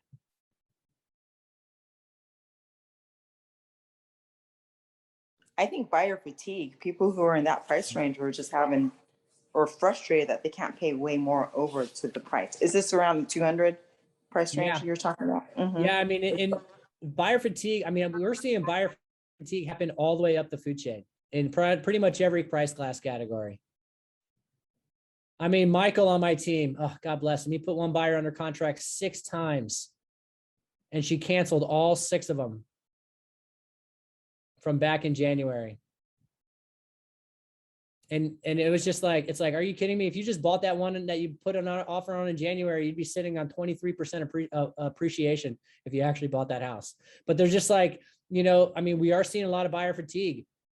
So what are some of the ways that you're finding that you're able to get these buyers under contract? Jake, this is Tony. I'm under Paula's profile. Hey, Tony. We're eating. That's why we are not showing video. Okay. So I think, you know, one of the things, and I actually took this recommendation from you on another Zoom call we were on together, is I have a list that I put together of what I'm seeing or what other agents are seeing, but buyers put on contracts. And I'm giving that list to the buyer to help them decide what risk they want to take, the amount of risk they want to take, like waiving an appraisal or waiving the inspection, and helping them be as competitive as they're comfortable with. What I'm seeing though is after a time or two, when we get the response, because I really ask for a good, thorough response as to why our offer was not accepted, then the buyer starts loosening up, because now they're like, okay, I'm never going to win if I don't get in the game. And so that's what I'm finding is helping the buyers. I heavily educate. I let them know that this is possibly the process they're going to go through. If I am hearing them correctly in their initial conversation, like, I'm not going to waive an appraisal, or I'm not paying that much above. But if you had just paid that much above 3 months ago, you'd already have appreciation that probably covered a good portion of it. So, I agree. Show them the data. I know we do it for listings. We show the pending, sold, and, you know, getting ready to list. It's almost with the buyers. You almost have to say, look at the houses that you were looking at, see how much they sold and how much over the list price, and then show them the inventory. Once they see that, they're like, oh, okay, I understand that. If I want to be in the game, this is what I need to do. You guys got my playbook? Because that's exactly where we are going to next. I love it. Okay, I had a question to go over one more time, how we figured out that monthly supply of inventory per price class category. And so I'm going to do that one more time, and then I'm going to show you how I pulled these numbers. And then we're going to talk about how I'm using them at the consultation to not only build urgency with sellers, but also build urgency with buyers. And really for buyers, what I'm attempting to do, and I'm kind of taking a page out of career vision mindset, is I'm looking for a reason to disqualify them to be a buyer. Like I need, like Tony DeCello, I heard him say at a mastermind that I was on, a buyer is either every step of the way, they're either qualifying or disqualifying for the opportunity to work with you. If you're talking to a buyer and they're like, we would never pay over asking price, above appraised value, are you kidding me? Like, who do you think I am? Be like, not a buyer. not a buyer. Right. And so you got to, that's what the buyer consultation, that's how, you know, and I use your list your buyers for success. Like I use Nikki's, like literally like verbatim. That is what we use at the buyer consultation.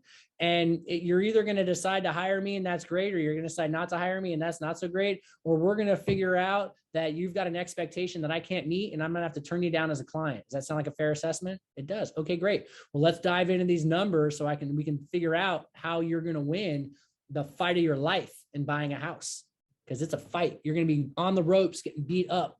Like how comfortable you've been bounced off the ropes. Let me share the screen real quick and we'll go over that and then we'll dive into the next thing here. Okay, so here I am back at Hillsborough County. And we'll go to Pinellas County because I live here. And so let's look at Pinellas. So remember, you take your sold data, divide it into your active inventory. Sold volume divided by active inventory gives you your absorption rate, 86%. You take an 86, so you take the whole market, which is 100% of the market. So 100 divided by 86 gives you the month supply of inventory. And you can do this for price class categories. So that's exactly what we just did for the price class categories. So let's say 400 to 499. There were 332. Someone who's got their calculator, do this math with me. 332 is active data, the active inventory. 265 is the solds. And so if we know that, so 265 is the solds, 332 is the active, and I'll go back up here so you can see the equation. Divide the sold into the active, what do you get?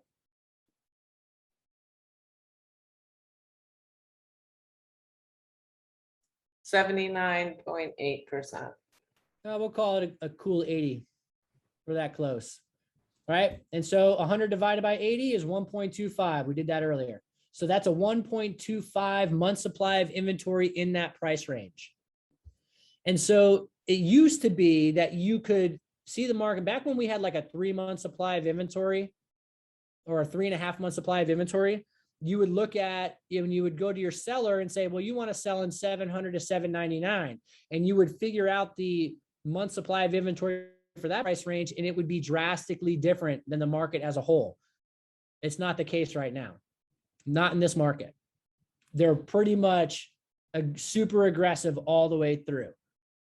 One of the reasons for that is just like what Dinah said, there was been a shift, right?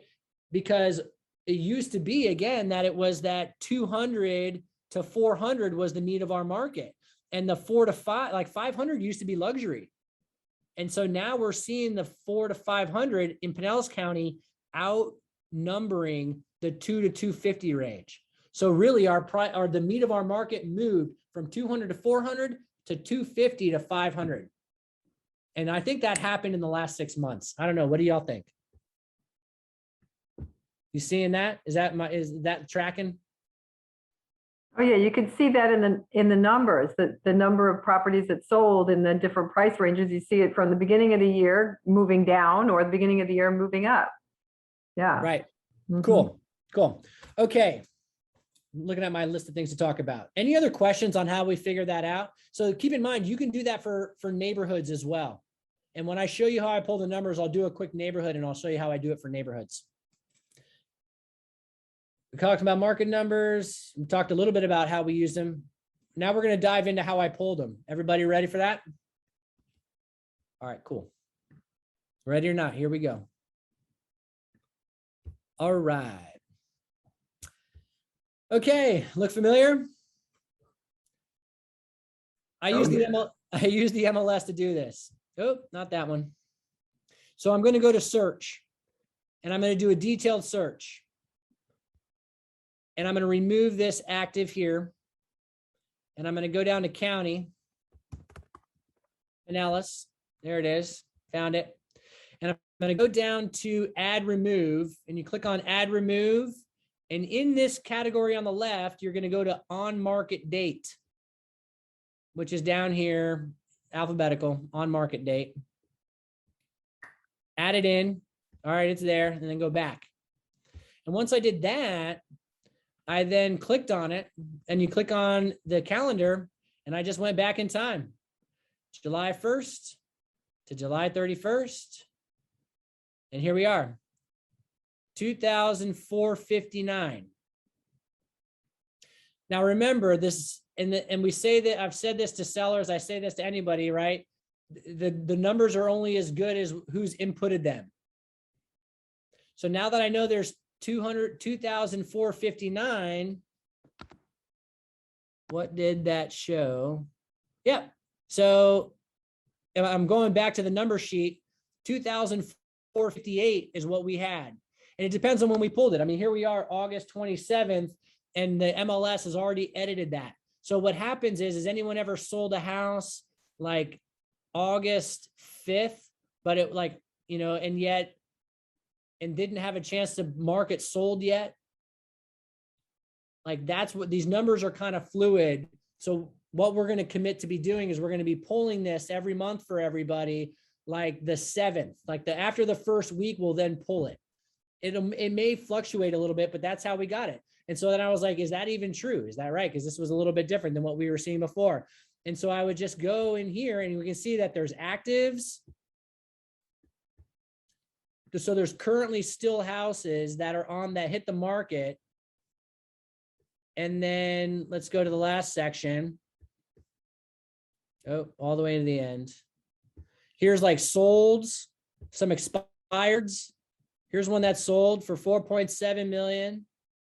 And list date, July 15th. And sold date, 1 day on the market, 4.7.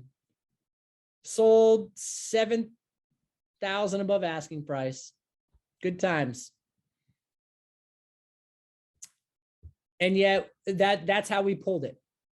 So literally you could pull these numbers. You don't have to wait for Pro to give you this data. Go get it. You really don't even have to wait for us to do it, but we'll package it in this little package for you. Right, Tamara? We're going to still do that. And then, yes, we are. Yes, we are. Great. Okay. So then if you think about the price class category, and then let me just flip over, let's just say 200 to 249. You can uncheck that. And so 200 to 249,999. 220 came on the market, and I go back. Yeah, 226 is what we had. And again, I mean, the numbers fluctuate because Pro, I mean, their data is always kind of changing. You could also just keep it simple and say, you know, 200 to 250. It's probably what we did. 241. And that's essentially what we're going to do. That's how this gets filled in.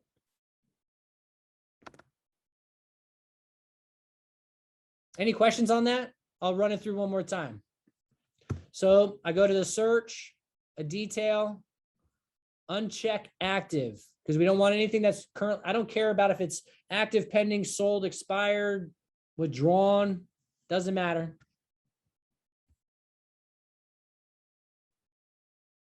And then I'm going to select my county.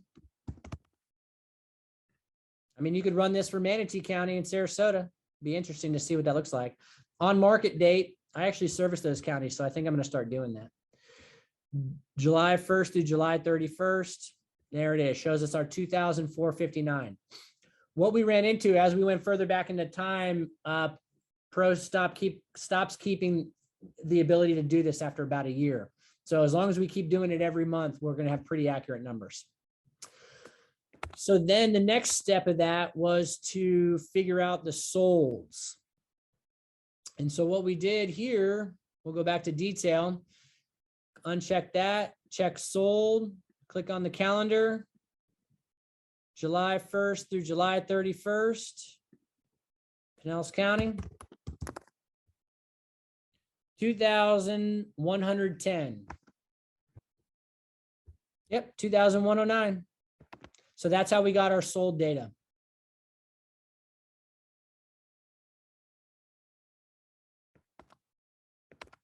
What questions or thoughts do you have on that? So Jake, you basically ran these reports and then took the number that you found and you just put it in a spreadsheet. That's right. Okay. Yep. And when I say me, I had my intern Drew do it. But then, you know, in all reality, the next step of that is to do, and what I've done in the past is I'll do each one of these price class categories as it goes. You know, especially the ones that I typically am servicing, you know, that, I mean, in our market, there's still a lot of houses under 100,000, and yet you can run it.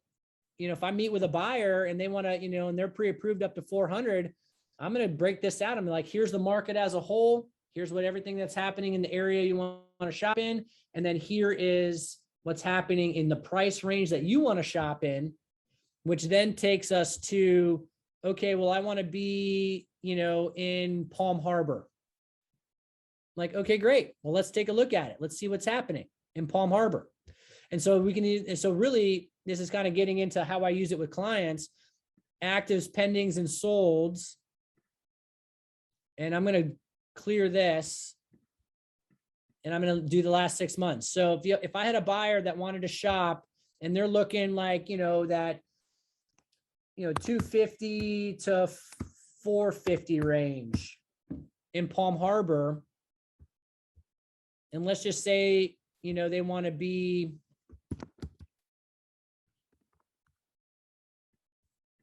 and they're like, well, yeah, but we want to be over near the water, somewhere over there. We're like, okay, so I'll pull the map up, and they just want to be, you know, maybe, you know, just, let's just say they want to be in the West Lake region of it. All right. So I just drew a map there, and that's going to encompass like all of Palm Harbor west of the lake. Super fast. If I look at the results, there's 412 matches. And so what I'm going to do here is I'm going to change this to 100.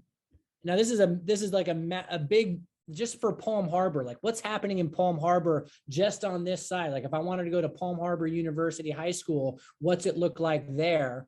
There's nothing like if you, for 250 rate, like I put in 250, and the 255, so like that's anything north of that. And then if you select that all, and then next,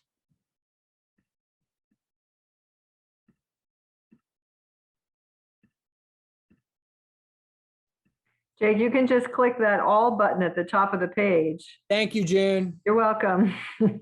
Do that next time, everybody.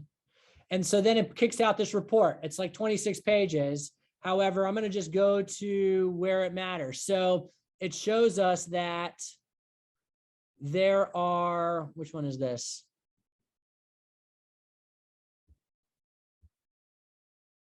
Give me the numbers here. Where is it? Hang on, where did it go? Probably the pendings. Yeah, I went to the actives first. Yeah. Oh, here it is. So there's 69 active.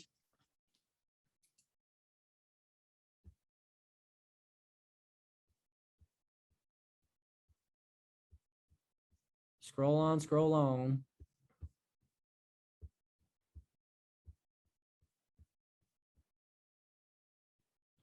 $312, which is, oh, here it is.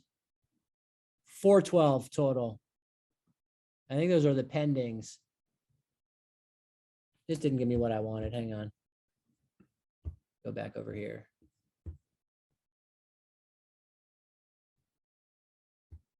Hang on a second. Move out of the way, Zoom thing. That's the total. Okay, I got that. Hang on here. Bad example. Let me start this over. Actives, pendings, and solds. And let's just say they wanted to live in or be in the Palm Harbor University School District. Let's make it simple. Does anybody have any buyers looking for the Palm Harbor University School District right now? We do. High school.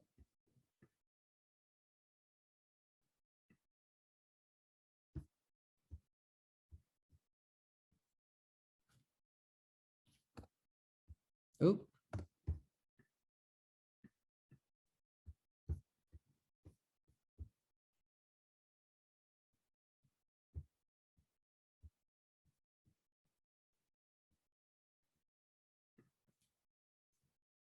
Currently 370 matches. That was pretty close to what I had before. And so we can see here that there are 25 actives.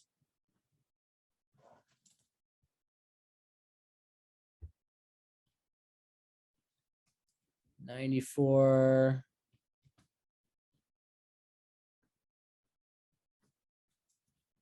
Second. 69. Thank you. I don't have my phone with me. 69 pendings. And if there's total for 370, subtract 25 and 69, what do we get? What was the number? 276. Say that again. 276. So 276 have sold in the last 6 months. So what I do here is I take the pendings and add them to the sold. So add 276 and 69. And what do you get? 345. So 345. So I count the pendings with the solds because really the pendings got the job done. So they're essentially sold at this point. That's just my thoughts on it. So take 345 and divide that by 6 months. And what do you get? 57 and a half. 57 and a half. So there are 57, let's just say, houses selling in the Palm Harbor University School District every single month. And there are how many houses for sale? 245 or something like that. No, there are 25. Oh yeah. So 57 are selling each month and there's 25 for sale. So divide 57 by 25 and what do you get? Like 2 weeks. 0.3. Yeah. Yeah. It's like, and so it's like 2 weeks, like essentially 0.3 is like a quarter. So literally it's like a 1 week supply of inventory of houses that are for sale in the Palm Harbor University School District. So Jake, I didn't know this, that you could search it like that with the school district, but is the school district based on the address or is it dependent upon the real estate agent who's putting in the MLS to put that in there? It's the real estate agent to put it in there. Right. So And so here's the thing. And again, and I tell all of even my buyers, I tell this, like the information's only as good as the human who entered it in there. Okay. Right. And so I don't search for, if I have a buyer looking to buy in the Palm Harbor University School District, I am likely not using that as my only filter. Okay. But this gives you this tells a story, right? For a buyer who says they want to live in that area, be like, this one neighborhood area or this one school zone is outpacing the market by leaps and bounds by speed. There's literally like a 1 week supply of inventory. If it was 0.25 is what that number came out to, that would be like a week, because 0.5 would have been 2 weeks. Because it's absorbing everything. Like you can't, like as fast as they go up, they go under contract. And that's what's happening in that market. And so I'm literally showing buyers like, look, this is how this is how this is going to impact you. If you want to live in this neighborhood, this is what's happening in your neighborhood. So I also take this to sellers. If I've got a seller that's got a house for sale in the hammocks of Palm Harbor, I'm going to go and look at maybe the 3 neighborhoods, which is the hammocks, Wexford, Lees, and like Arbor, Glen, that are all very similar type houses. And I'll run this same study. I'll take the last 6 months of sales. It'll tell me how many homes are selling every month. And then I'll then just say, well, here's how many are on the market. This is what your absorption rate is for your neighborhood. What are any thoughts, questions about that? We did a lot today. Can we come back? And I'm sorry, I stepped away to take a call really quick, but I just want to add a comment about the schools because it makes me a little uncomfortable, the school conversation. Really, as far as schools are concerned, we would prefer that you not suggest at all to the buyer that the school information on MLS is accurate at all. Most of you should know in Pinellas County, if you don't, that it's more of a lottery. Some of the schools are magnet schools, and even if the buyer moved in next door to that school, some of them specifically, like there's one school that just focuses on information technology. So if that buyer's children aren't going to focus on that curriculum, they're not going to go to that school. So the physical location of the school no longer is an indicator of where a child will go. So what your best bet is to encourage them to look at the school, to contact the school board to find out which school they're going to go to. And so just avoid the slippery slope of assuring them of a particular school, because that's a real danger zone. And I just wanted to kind of speak up about that really quick. Thank you, Pam, for that clarity. And I probably could have used a better example than a school district to put that in. Although I know you're right about it. I know you're right, because that is an attraction for that area. And yet I don't know how absolutely certain, how much certainty there is that someone who buys in there will go to that school, you know? Well, but you guys bring up a good point, because I had this happen to me because I had a buyer who wanted to be in a good school district. And I'm like, I don't know what a good school district looks like, because I don't even have any kids. So first of all, I can't advise you there, which is great that you pointed that out, Pam. So thank you for that. But I was told by my mentor to have them contact the school boards. Exactly what you said. And exactly. If there's a certain type of school that people want to go to in our world, then a lot of that legwork has to be on them to figure out how their kid's going to get to that school. And because you can live a lot of places and have your kid go to different schools. For sure. And in Pinellas County, even you can have, when the schools fill up to capacity, even if you theoretically are within the zone, if they're already at capacity for a particular grade level, there are some, I don't understand all the rules, and they change all the time, but there's the possibility that they could redirect that student to a different school because of a capacity issue too. So it's a bigger, more complicated situation than we even want to learn about, right? Well, let somebody else happen in Seven Oaks in Wesley Chapel. Same thing. People living in Seven Oaks. There's an elementary school in there. They thought their kid was going to go to that elementary school, but it was full. And do they wear masks or do they not wear masks? That's the other question. So are there any other questions about how you can use this data with your clients, and or how to pull it, and or the power of it? What questions could we answer in the waning moments of this conversation? I think it's great for both buyers and sellers to look, because if you're at the listing table, you should do the exact same thing we just did, maybe not with the school district, but this is what buyers are looking for right now. And so really the shortage of housing, if you're hemming and hawing about getting on the market, realtors all day long are going to be mailing you, calling you, saying now's the time, but how much more powerful is it to pull up the data? Sure, right. Show them versus tell them. And so what I do is I print these out, and I carry this with me all month until I get the next one. And then I carry that one with me all month. And this stays in my bag. I carry it with me everywhere I go. Open houses, I have it out. Usually from what I hear from the consumer is that nobody's talking about this. That's what I usually hear. No one's talking about this. They had no idea. And they've never had it. Everyone's like, the market's on fire. Like, okay, well, what started the fire? How's the fire burning? What does that fire look like? And like, well, here it is. Let's show you. Cool. Any other thoughts or comments or anything like that before we let y'all go? Jake, I just want to say thank you for teaching us how to do this. I value the statistics and I've used them for a long time. And yet I learned some tricks today, and thank you for that. My pleasure. If anyone finds a better way to do this, let me know. But I'm tired of waiting on Pro for it. I mean, they just sent us July numbers like a couple of days ago. I'm like, really? Like, you couldn't have done this and just send it out like the 5th? Anyways.